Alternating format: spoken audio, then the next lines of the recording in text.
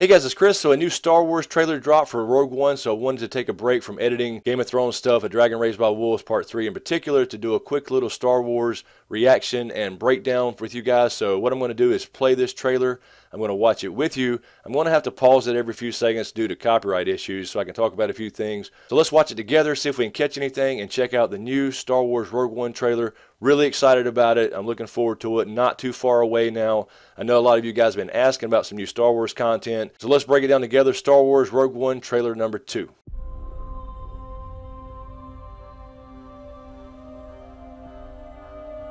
We got an Imperial shuttle. Jin, whatever. Little shout out to Luke there from A New Hope. As you can see, he was, standing by the moisture vaporator. I do it to protect you. So you understand? I understand.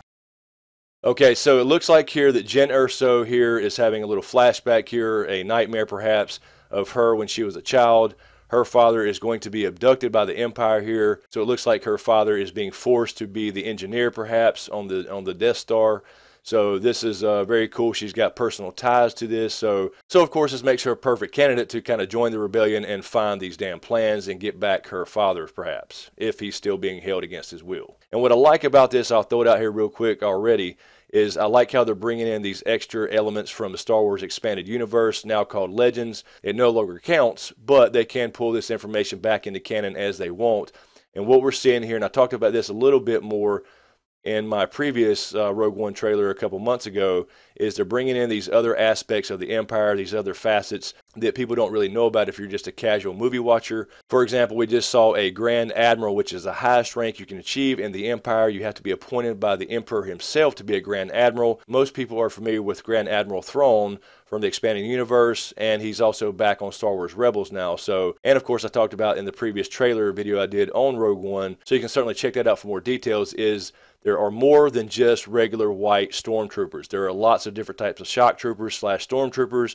You have jungle troopers, dark troopers, space troopers, sand troopers, all kinds of different specializations. They specialize and train for those type of environments. So they are bringing some of that stuff into this movie. That's what I'm really liking about it. So anyway, you just saw some dark troopers there with a Grand Admiral in the same scene going up to apparently abduct Jyn Erso's father. All right, let's keep going. Yep. So she apparently witnessed that. And she's now in an Imperial prison. All right, let me stop it right here for a minute. Okay, so we just saw her in an Imperial prison. So she's being held by the Empire, probably due to who she is, I'm guessing, because her father is the one probably that built the Death Star, being an engineer, designer, weapons expert, whatever he is. So I'm sure that was against his will. But what I really love about this shot here is it's classic Star Wars. It looks like Star Wars. It feels like Star Wars. Very much like Episode 7, The Force Awakens did, but with the classic stuff, the classic, armor on the stormtroopers. You got the classic Star Destroyer here kind of looming over the city. It's really kind of telling you how big the Empire is and how before the rebellion started and the battle at Yavin 4 with Luke destroying the first Death Star, how much control they really had over the galaxy and how this was kind of looming in people's lives. So I really like this feel here, this big looming Star Destroyer over this city, really showing how much they control. Prison Break. Our rebellion. Now this shot here is really, really cool to me. This doesn't have to be in this movie whatsoever, but it looks to me like this may be a fallen statue from some Jedi or Jedi temple. Now if you want to know a little bit more history about the Jedi and the Sith for that matter, I did 2 separate videos, part 1 and 2 on Jedi history, as well as a 3rd video on history of the Sith. You can go check those out for more details. But to me, this looks like a fallen statue from some kind of Jedi temple perhaps, or the predecessor to the Jedi, the Jedi. But anyway, they did used to have regular swords that were just force imbued, so they were strengthened by the force before lightsaber technology was introduced by the Rakata. Now the Rakata was an empire that had advanced technology. They introduced lightsaber technology, like I mentioned. They introduced hyperspace technology, and their technology was mostly powered by the dark side of the Force. Now, for more details on the Rakata, go check out the History of the Sith video, as well as the History of the Jedi video, part 1 and 2. A lot of good stuff in there as far as the expanding universe, you know, and how all this came to be. So go check that out. But this is a very cool shot here. It didn't really have to be in here for the sake of the story, but it's a little Easter egg, so to speak, and I think it's really cool, and it reminded me of the Jedi History video series. So go check that out for sure. I go into a lot of detail of how all this started way back from the beginning all the way up to where we are now. Is all that remains to push back the Empire. Okay, and we see here again the base. This is on Yavin 4, where we saw Luke and the squadrons leave from in Episode 4, A New Hope, to go destroy the Death Star. So this is where the base is, Yavin 4. The Battle of Yavin 4, where Luke destroyed the Death Star, the first Death Star that is really important in the timeline of Star Wars history because everything is based around that event. So anything after the Battle of Yavin where Luke destroyed the Death Star is called ABY after the Battle of Yavin. Anything before that is called BBY before the Battle of Yavin. So this battle where Luke destroys the first Death Star, again, is an important moment in Star Wars history and lore. And also, just to throw this in here, I heard a few people asking about the Bothans. When Mon Mothma says many Bothans died to bring us these plans, that was the second Death Star. That was not the first Death Star. So this is, again, between episodes 3 and 4 when the first Death Star was going to be destroyed. So I just wanted to clarify that because I had a few people asking before. I think you might be able to help us. When was the last time you were in contact with your father? What is this? All right, so we see Mon Mothma there and Jyn Erso, you know, being recruited here by the rebellion, talking about her father. So obviously he is the key to building the Death Star, which is a cool twist. It appears he is critical to the development of a super weapon. And they confirm what I said.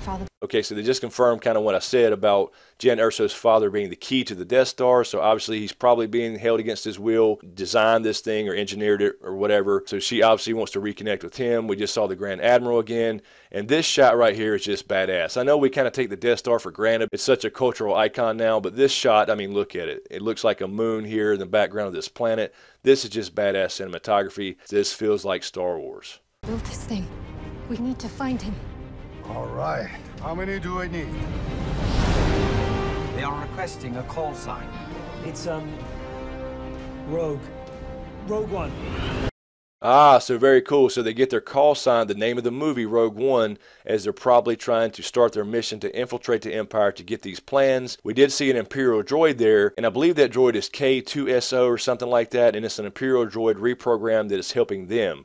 So they are trying to infiltrate the Empire here to get the hold of the plans. So we probably will see them go undercover a little bit. And I'm really liking the idea of this ragtag group of people that are not straight perfect people as far as who they need to get the job done. That's kind of what I'm really digging about the new Star Wars stuff. You know, it's got a little bit of a darker theme. It's not so black and white as far as some of our characters. The power that we are dealing with. Ah. We just saw a glimpse of Vader there, of course, and the Grand Admiral talking to him about the power of the Death Star. We do have Vader back in this movie, played by Spencer Wilding, but of course he will have the voice of James Earl Jones. You cannot have Darth Vader without James Earl Jones. With him is immeasurable. If the Empire has this kind of power, what chance do we have? So yeah, these shots here are really showing the immense power of the Empire and really the hold they have on the galaxy at this time. So this is really, really cool. And of course, this is what spawns the whole damn rebellion in the first place, right? Because they're so powerful. Now they're building this super weapons. So I think this movie is going to show us a lot about this time period as far as how powerful the Empire became. And I'm loving the classic stuff, the classic Stormtrooper armor, the classic AT-ST here, the classic Star Destroyers, all on the big screen once again. And it's not the 70s or 80s.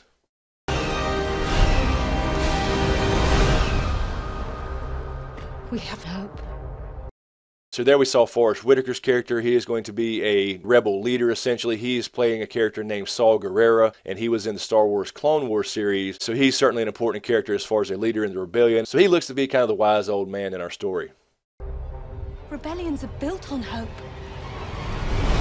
So that's a pretty cool little Easter egg there. You know, rebellions are built on hope. A shout out to A New Hope episode 4. All they can do is depend on each other and use whatever they can get their hands on, which is why they always look like shit compared to the Empire. The bad guys always look cooler. They have no idea we're coming. Okay, and I quickly want to mention that we just saw that little scene there where Rebels were on that planet that looks like Florida, and I'd kind of mentioned that before in the previous trailer video I did. We're going to probably see some jungle troopers on that planet, and those are the shock troopers or stormtroopers with the camouflaged armor. So I'm really liking how they're pulling out some of this expanded universe stuff, and we're seeing different aspects, vehicles, and personnel of the Empire. Because if you're just a casual movie watcher, you don't really know about the different types of stormtroopers, right? You don't know about the space troopers and sand troopers and jungle troopers. And in these trailers, we've already seen dark troopers and jungle troopers for that matter. So I'm really liking how they're kind of listening to real Star Wars fans here and pulling in some of this expanded universe material. Hold of this moment. The Force is strong. Ah, so Donnie Yen's character, the Force is strong. So he might be Force sensitive. I'm thinking he's a Terakasi master here. Now, Terakasi is a martial art in the Star Wars universe. It's been featured in a couple of video games such as Star Wars Galaxies and Terakasi Masters. And he is blind, I believe, but he may be a Terakasi master. But the way he's talking about the Force, he may be a Force sensitive. Now, he's not a Jedi necessarily. You can be Force sensitive and not be a Jedi and know a few tricks here and there. So I think he probably is because he kicks too much damn ass to be blind. 10 men feel like 100. We'll take the next chance. Yeah, just the classic battles here, the classic space battles, you know, showing the overwhelming power of the Empire again versus our little ragtag group of rebels. The classic space battles, the classic X-Wings. You got to have it in Star Wars. You can't have a Star Wars movie without a space battle with some X-Wings and TIE fighters. And this is probably taking place during the escape when they have the plans, or it's probably a diversion battle or something like that so they can infiltrate the Empire in the first place to get in and steal the plans. That's just a guess based off what I'm seeing. Next. You're rebels, aren't you? Now this shot is really, really cool. I wanted to pause it here because this looks like to be a weapons test perhaps as far as the Death Star goes. We see this huge explosion, or it could be a Star Destroyer crashing in our direction towards the camera. But what I'm really digging here is this shot on the left here. It looks to be the remains of a Jedi temple, and it may go back to that scene we just saw earlier with the fallen statue. So this planet here perhaps has an old Jedi temple or Jedi temple, which was the predecessors to the Jedi Order. And again, refer to my History of the Jedi videos on that. But this looks pretty cool, little Easter eggs, and maybe they'll give us some little hints here and there about the origins of the Jedi, perhaps. Save the rebellion!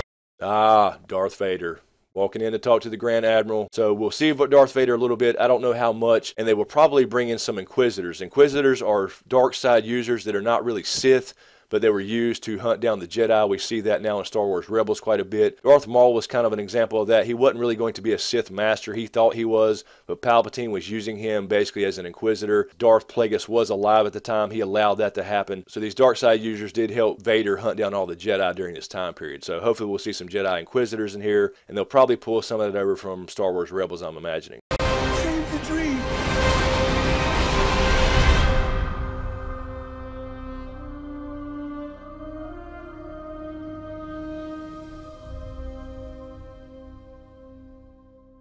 All right, and that looks to be it. So yeah, I'm really digging this. You know, it's really got the Star Wars feel to it. It's got that darker tone. You know, the characters aren't so black and white as far as their morality and stuff like that. So I'm really digging this look. You know, I'm excited to see Vader back on action. I'm excited to see this story behind the scenes that we didn't know about on how they got these plans. Again, this is a huge event as far as the destruction of the Death Star in Episode 4, A New Hope. This is a huge event in Star Wars history. So I'm really digging this. I'm really liking how Jyn Erso is tied into the creation of the Death Star through her father. I didn't really know that piece until this trailer came out, so that's pretty cool. It gives her a reason to want to go back and take this mission and not just run away like a lot of people would. So I'm really loving how they're bringing in the expanded universe stuff as far as different kinds of characters. We have Grand Admirals. We have the other kinds of stormtroopers I mentioned. I wasn't really excited about Rogue One when I first heard they were doing this movie, but after I've seen a couple trailers now and saw how the story's going, I'm really digging it, so I'm really looking forward to it. So anyway, guys, I'll leave it there. Again, refer to my History of the Sith videos and History of the Jedi videos, part 1 and 2,